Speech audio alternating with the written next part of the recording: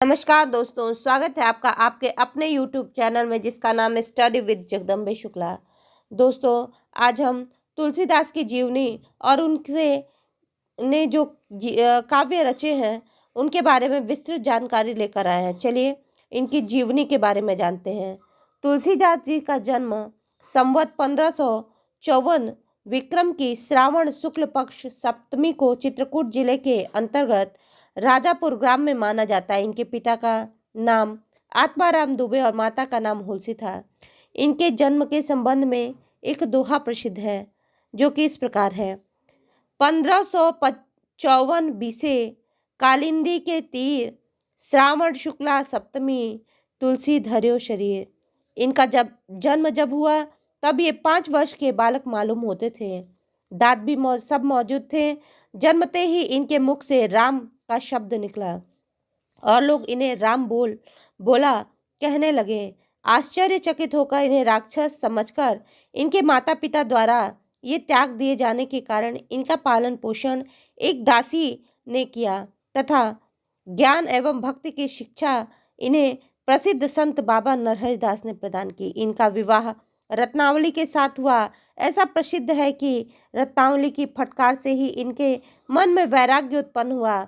कहा जाता है कि एक बार पत्नी द्वारा बिना बताए ही मायके चले जाने पर प्रेमातुर तुलसी अर्धरात्रि में आंधी तूफान का सामना करते हुए अपनी ससुराल जा पहुँचे। पत्नी ने इसके लिए उनको बहुत फटकारा। फटकार ने इन्हें वैराग्य प्रदान किया। इसके बाद काशी के विद्वान से सनातन से तुलसीदास जी ने वेद वेदांग का ज्ञान प्राप्त किया और अनेक तीर्थों का भ्रमण करते हुए राम के पावन चरित्र का गान करने लगे। इनका समय काशी, अयोध्या और चित्रकूट में अधिक व्यतीत हुआ। संवत 1680 श्रावण कृष्ण पक्ष तृतीया शनिवार के दिन असी घाट पर तुलसीदास जी राम राम कहते हुए परमात्मा विलीन हो गए। इनके संबंध में एक दोहा प्रचलित है। संवत 1680 गंग के तीर, श्रावण कृष्णा तीज शनि तुलसी तजो शरीर।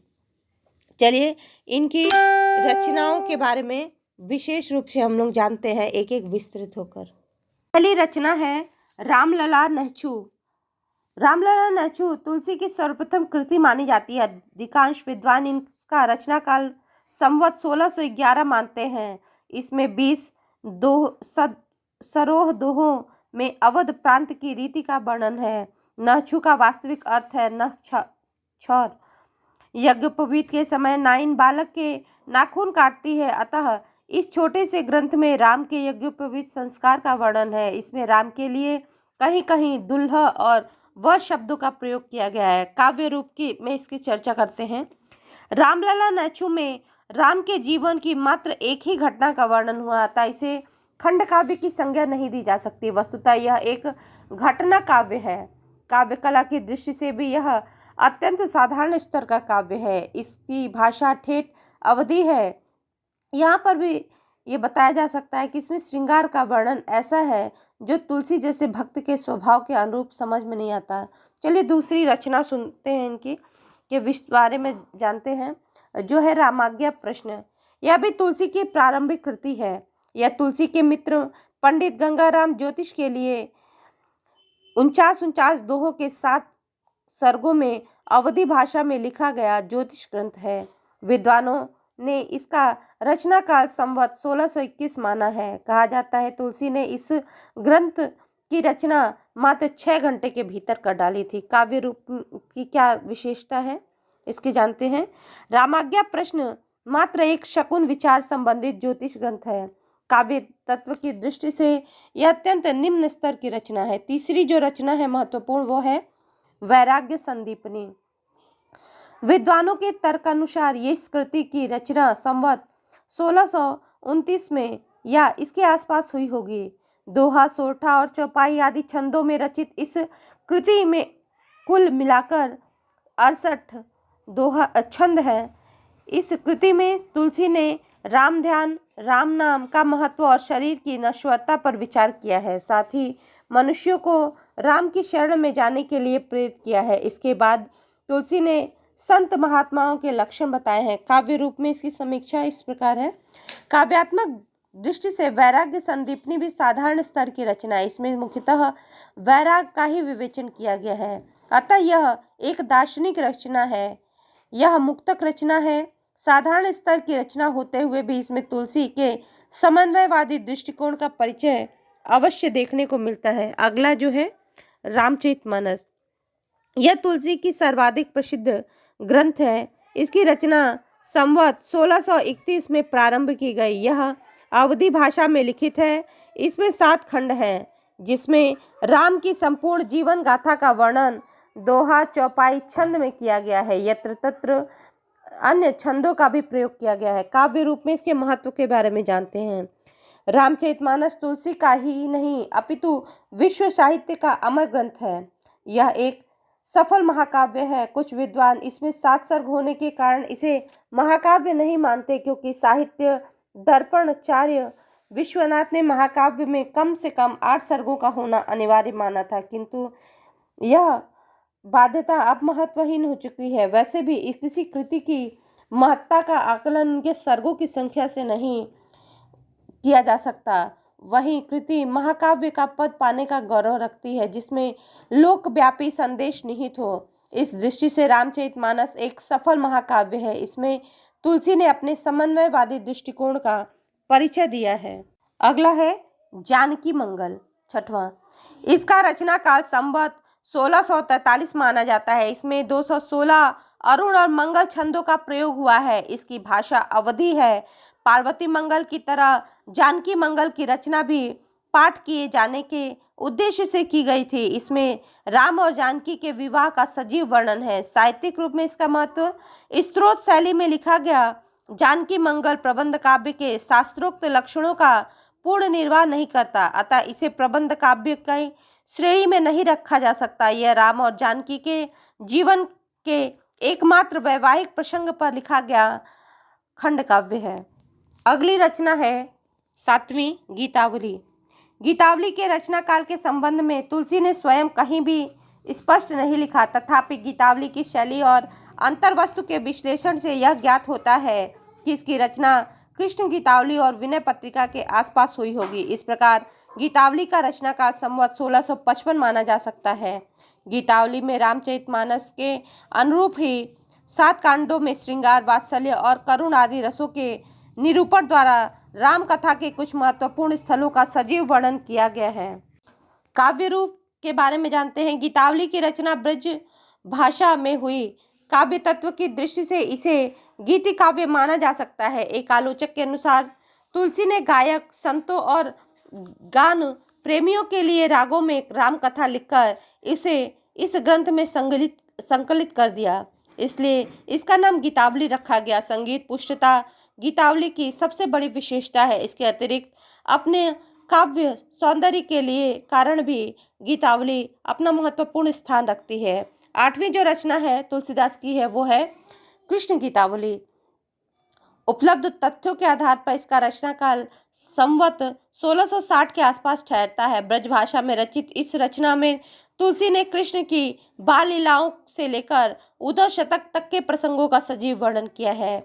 यदि काव्य की दृष्टि से देखें तो यह एक मुक्तक काव्य है। इसमें अनेक शास्त्रोक्त रागों का प्रयोग हुआ है। कृष्ण गीतावली पर सूर सागर का स्पष्ट प्रभाव परिलक्षित होता है।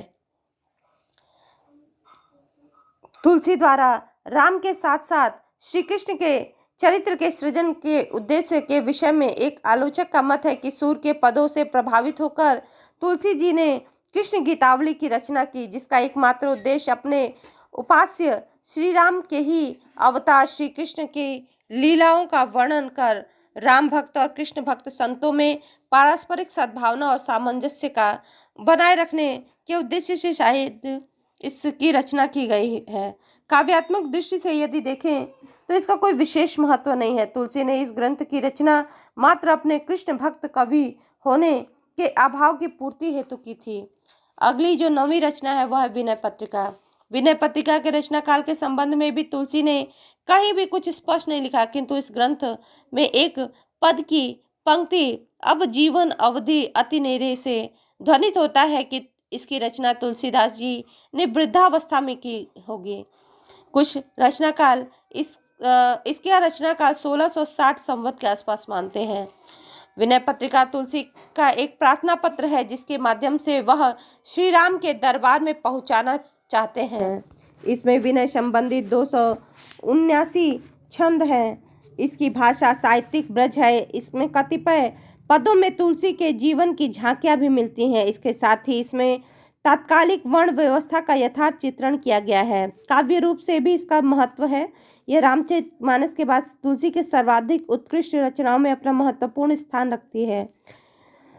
यह एक मुक्तक काव्य है जिसमें लय और सुरों के साथ साथ अनेक शास्त्रोक्त राग रागनियों का प्रयोग दिखाई देता है।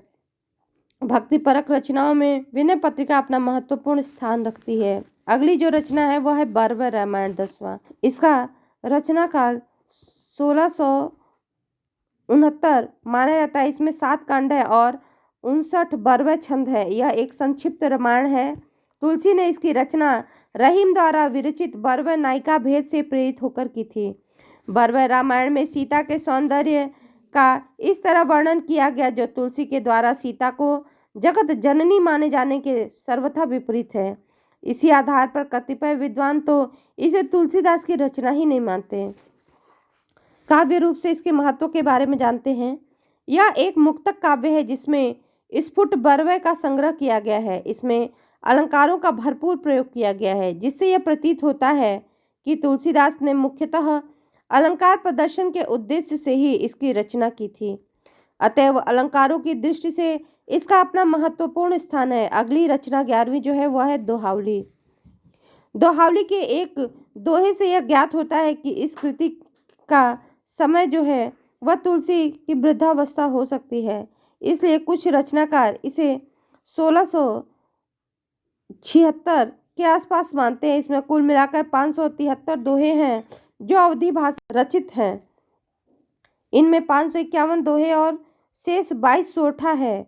यहाँ यह भी उल्लेखनीय है कि ये दोहे वैराग्य संदीपनी रामाज्ञा प्रश्न और रामचरितमानस से लिए गए हैं। अतः दोहावली को तुलसी की पृथक स्वतंत्र रचना नहीं माना जा सकता। काव्य रूप में भी इसका महत्व है। यह एक मुक्तक काव्य है। इसमें तुलसी की अन्य कृतियों के दोहों को संकलित होने के कारण इसका कोई विशेष महत्व नहीं है। 12वीं जो रचना है वह है कवितावली। यह एक मुक्तक काव्य है। इसमें तुलसीकृत अन्य कृतियों के दोहे संकलित होने के कारण इसका कोई विशेष महत्व नहीं है। चलिए अंतिम रचना के बारे में बात करते हैं, वह है कवितावली। इस कृति का समय संवत 1656 से लेकर संवत 1680 तक माना जाता है। कवितावली में कुल मिलाकर 325 छंद हैं जो ब्रज भाषा में रचित है। इसका वर्ण विषय रामचरित है। इसके परिशिष्ट में हनुमान बाहुक भी शामिल है। काव्य रूप में इसका महत्व जानते हैं। रामचरितमानस के अनुरूप इसमें भी 7 कांड हैं जिसमें तुलसी ने अपनी वृद्धावस्था की व्याधियों का वर्णन किया है। यह एक मुक्तक काव्य है। इसमें प्रायः सभी रसों की व्यंजना हुई है। फिर भी वीर रस की व्यंजना में तुलसी के सर्वाधिक सफलता मिली है। कवितावली का महत्व इस बात से है कि तुलसी के जीवन चरित्र पर भी यह प्रकाश डालती है। धन्यवाद दोस्तों।